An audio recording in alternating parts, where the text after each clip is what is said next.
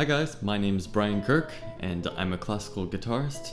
Today I'm going to be sharing with you 3 tips on some of the most common mistakes that I see new and even some really seasoned fingerstyle guitarists make. So when everyone first starts out playing guitar, a common obstacle people typically face is their left hand getting fatigued after a certain period of time. Some of this is just learning to use muscles in their hands that they aren't normally used to using, but some of this is guitarists overestimating just how much pressure to apply to the strings in order to get a clean sound. Here's one way to see if you might be pressing too hard on the string. Now take one finger on your left hand, I'll use my middle finger, and hover it over top of the string about 2/3 of the way into the middle of the fret, almost as though you were trying to play a harmonic. Start striking the string with your right hand at a steady pace.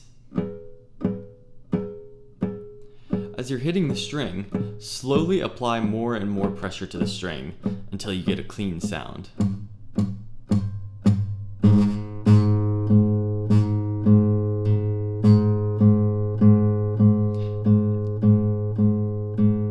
This is the minimum amount of pressure you need to get a clean sound. I'm always surprised even myself at just how little pressure it takes to hold a string to the fret. Tip number 2 involves dealing with bar chords.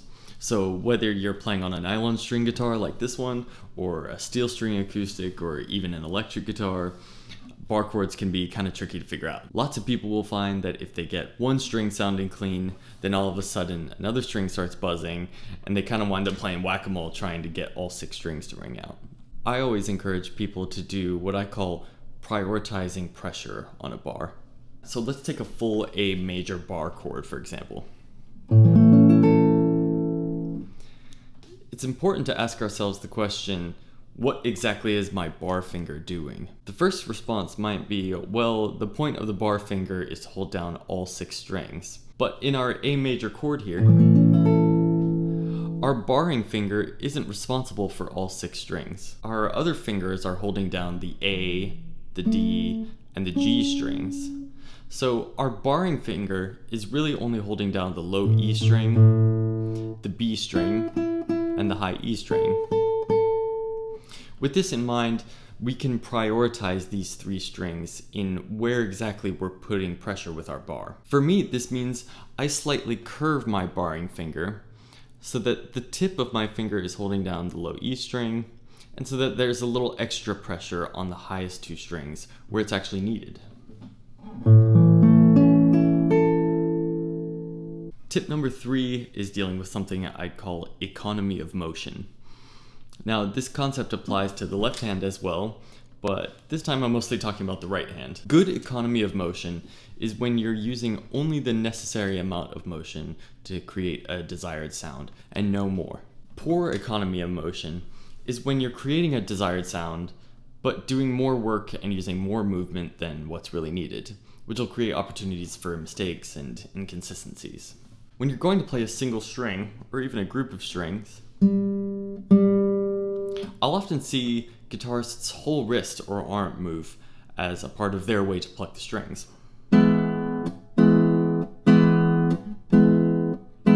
It works, you'll get a sound, but your hand has to return to the ready position each time, which creates an opportunity to misplace your hand, and it's just a bit more movement than what's really necessary. Ideally, all of the motion will be limited from the knuckles on your right hand down. It's a motion that's a bit more like squeezing a tennis ball rather than lifting the strings up off of the guitar.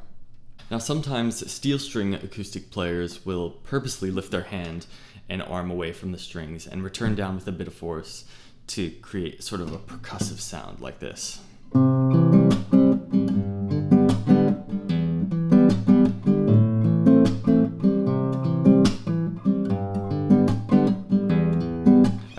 And that's a totally different story. Use your best judgment when it comes to right hand technique, or left if you're a lefty, but I'd say for the most part, less is more.